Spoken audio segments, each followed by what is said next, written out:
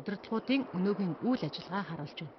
Иймд мөрдөн байцаах болон прокурорын байгууллагын албаны дүгнэлт улсын ерөнхий прокурорын тавьсан асуудлыг ойрын хугацаанд хэлэлцэн шийдвэрлэж өгөхийг хуулийн нэрийн өмнөөс дахин тавьж байна гэж улсын ерөнхий прокурорын улсын хурал эргүүлсэн Алдан хотод өгүүлсэн байна. Манай улсад тоото хэдхэн үлдсэн байнгын эрчим хүчгүй сум үлдсэн нэг нь бол Дорногов аймгийн Мандагсан байна. Төвөөсөлтөн дарга төлөөлөгч бүрд тогж хэлгааныхаа бэрхшээлээ нутгийн иргэд нь уйггүй ярьж хүлсээр байдаг юм.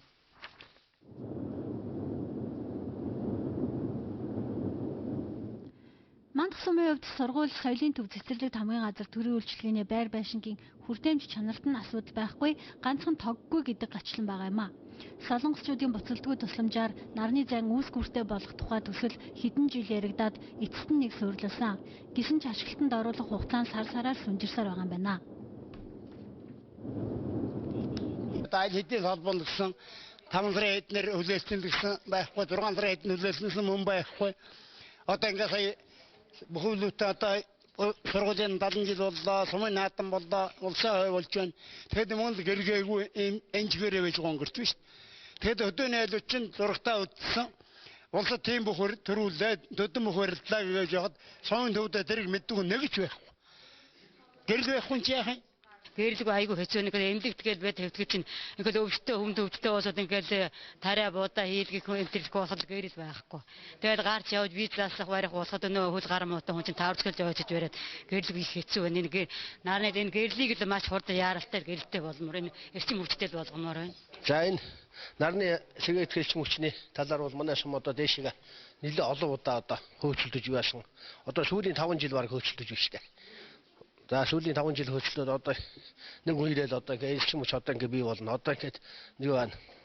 Цэс авчид тавьсны дараа л одоо туул хайшлаад одоо ингээд одоо манай эсэс одоо ингээд сумын төвгөрөлтэй боллоо гэсэн. Цэс бол одоо ерөнхийдөө сайн сэс гэж ярьсан. Тэгтээ тэр аккумулятор юунууд нь их юм уу гэж одоо үзээд одоо ингээд одоо сэс яг гамшиг болоод одоо өчигөө шороо хийчихвэл сэс эргэж байгаа одоо тог асна. Бусд үед бол асахгүй. Тэсээ гамшиг байхгүй л бол асахгүй. За одоо ингээд нарны энерги тавилаа гэдэг одоо ингээд бас манай сумынхан чинь 4 сараас ихэд их баяртай байсан. Манайх одоо нарны энергитэй болно. Одоо ингээд тэр өмнө одоо талбай байгуулаад хүлэмж байгуулаад одоо ногоо тарина. Одоо их олон юм бодож одоо бас манай ард түмэн их баясгалантай байсан. Гэтэл өнөө энерги тавиад одоо энэ юун дээр 6 сард ашиглалтанд өгнө гэсэн. За тэгсэн дуусаагүй байх, болоогүй байх гэж бод өнгөрөөсөн. Яг одоо юм хөө. Асуудал юун дээр гацсан талаар сумын засаг дарга тайлбарлахдаа нарны үлгүүрийн угсралтыг гүйцэтгсэн солонгосын компанийн ажлынхын чанар гүйцэтгэлд нь хүндлэнгийн хяналт шалгалтыг оруулах хэрэгтэй болсон. Энэ төслийг хэрэгжүүлэгчээр ажилласан MIU хэмээх дээд сургууль нарны үлгүүрийг ашиглалтанд хүлээлгэн өгөх болоогүй гэж үзээд байгаа. Мөн аудитын шалгалтын дүн яаж гарснаас хамаарат дахин хойшлогдож магадгүй байгаа юм байна. Эрчим хүчний тэр барилга байгууламж барих зөвшөөрлгүй аж ахуйн нэгж төсөл хариуцж оруулж ирсэн. Дээрээс нь тэр аж ахуйн нэгжийн давхар өөр гүйцэтгэгчээр гүйцэтгүүлсэн. Тэр хоёрын хоорондын зөрчил байгаа юм болов уу гэж ойлгосон. Би тэр MIUD сургууль руу ярихлаар ерөөсөө бид нар тэр хөрөнгөийнхөө гүйцэтгэлийг бид нар солонгосын засгийн газраас ажлын ишиг оруулж шалгуулнаа. Тэрний дараа бид нар одоо юу гэдгийг аль биесээр хүлээцүүлнэ гэдэг ингээд байдаг. Говийн халууныг хэлэх үү, хоолныхаа махыг нойтноор нь хадгалж чадахгүй, сүүн үргэлж гашлна, дээр нь зурагт радио хүснээрээ сонсох боломжгүй байна. Харанхуй сумынхан байнгын гэрэл цахилгаантай болохыгоо тэсгийн дээдээр тэсэн хүлээж байна. Үүнийг ямар ч хийсэн шийдвэрлэх болно гэдгээ гишүүн намлж ирсэн. Ж Батсуур заа гэвэл ёгүйхэн гэдэг болохоор сумынхан их л найдаж байгаа юм а. Төв банкнаас Анад банкыг албатан татан болгохоор шийдлээ. Энэ оны сүүлчихэд инфляц 20% хүрэх магадлал өндөр байгаа тул Монгол банк мөнгөний бодлогын хүүгээ бууруулахгүй. Малын гоцалдварт бом өвчний улмаас 24 хүн өвчөлж 40 гаруй толгой мал хорогдоод байна. Хэд халд эх 7 хоногийн хүртэл үргэлжилж манай орны ихэнх нутгаар 40 имийг давж хална. Оросын улбооны улсад эх 7 хоног сүүдэр газар ихэд 40 хэм давж халах бол Туркэд хүчтэй Адар борооны улмаас хүний амнаас эрсдээд байна. Цагийн урд мэдээллийн хөтөлбөр үргэлжилж байна. Манай улс жилдээ 10,000 орчим мэрэгжилтэй ажилтан бэлтгэдэг байсан бол энэ жилээс 20,000 орчим нэмэгдэхээр байна. Мөн ажил мэрэгжилгүй залуучуудыг богино хугацааны эрчимчин сургалтанд хамруулад ажлын байраар хангах бодлогыг засгийн газраас баримталж байна. Оюу толгой 5-7 зэрэг томоохон орд газруудыг ашиглах, автуулан төмөр зам тавих, 5 дугаар цахилгаан станц хөшөөдийн нисэх буудлгээд олон бүтээн байгуулалтын ажил ойрын жилүүдэд хийгдэж эхэлнэ. Ингэснээр мэрэгжилтэй ажилчны хэрэгцээ эрс нэмэгдэх төлөвтэй байна. Ирэх 5 жилийн дотор уул уурхай дэд бүтэц аж үйлдвэрийн салбарт 40 мянган ажлын байр шинээр бий болно гэсэн тооцоог үндэсний хөгжил шинтгэлийн хорооноос гаргажээ. Мөн одоо барилгын салбарт мэрэгжилтэй ажилчин хангалттай байна. Тиймээс энэ хурдыг гүйцэхийн тулд мэрэгжил сургалт үйлдвэрлэлийн төв суралцагчдын тоог энэ жилээс 10 мянгаар нэмэгдүүлэхээр болжээ. За энэ 2010 оны хичээлийн жилийн статистикаар харахад нэг эсэл туланг 10 гаруй мянган эсэлж байсан. Энэ хэмжээгээр төгсөж байгаа. Энэ 2010-11 онд бид нар эсэлтэй нэмэгдээд нэг 20 мянга гаруй шинээр эсэлж авч байгаа гэсэн. Манай улсад мэрэгжилтэй ажилчны эрэлт хэрэгцээ асар өндөр байна. Гэтэл ажил мэрэгжилгүй залуус мөн чамгүй олон байгаамаа. Үүнийг дагаад ажилгүйдэл ядуурлын түвшин буурахгүй байгаа. Тиймээс залуусыг богино хугацааны эрчимсэн сургалтанд хамруулж ажлын байраар хангах бодлогыг засгийн газраас баримталж байна. Хөдөлмөрийн насны 20 гаруй насны 20-30 тай залуучуудад ажилгүй маш их байна. Ажил бол ихээр нөгөө ур чадвар нийцдэг байна. Ийм учраас насан туршидтын их төлхөө оруулъя. Ийм учраас бид нар эсэлтийн квотад сургуулиуд дээр үүрэг өгсөн байна. Мэргэжил эзэмшүүлэлт сургууль төгсгöd орчигдох байсныг өөрчилж одоо мөшгөх судалгаа явуулдаг болжээ. Ингэснээр тухайн хүн ажлын байранда тэнцэж байна уу, ажил олгогчид ямар боловсон хүчнээр дутагдж байна, мөн ямар мэрэгжилтэн илүү эрэлттэй байгаа зэргийг тодорхой мэдэж, сургалтын хөтөлбөрөө уян хатан зохицуулах бодлогыг мэрэгжлийн боловсрол сургалтын газраас баримталж байна.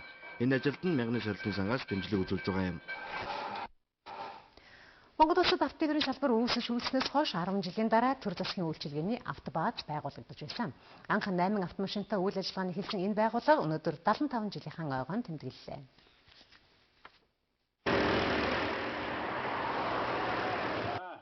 1935 онд төр засгийн үйлчилгээнд зориулан 8 машинтай автогараж байгуулагдж байсан бол одоо 180-д ажиллагчдад 150 тээврийн эрсдэлтэй автобааз болон өргөжжээ. Энэ хамт олон өнгөрсөн 75 жилийн хугацаанд төр засгийн үйлчилгээг тасралтгүй найдвартай явуулж одоо жилдээ 2 сая км-ийг гүйт хийж байгаа юм. Ойгоо тохиолдуулан өнөөдөр амжилт гаргасан зарим жолооч нарыг төрийн одоо медалаар шагнаж урамшуулснаас гадна гэр орсон байна. Төрийн өндөрлгүүд, төр засгийн өдөртөд байгууллагууд, яам агентлагуудын автоэврийн үйлчлэгийг хангах манай үндсэн зорилго бол байгаа. Энэ зорилтоо бол амжилттай биелүүлж байна. Төр засгийн үйлчилгээний автобаазын жолооч нарын 30 гаруй хувь нь осолгүй манлаа. 10 тухайн онц тээвэрчин цолтон байдгийн байна. Мөн гавьяа тээвэрчин соёлын гавьяа зэтгэлтнүүд энэ хамт олноос төржээ.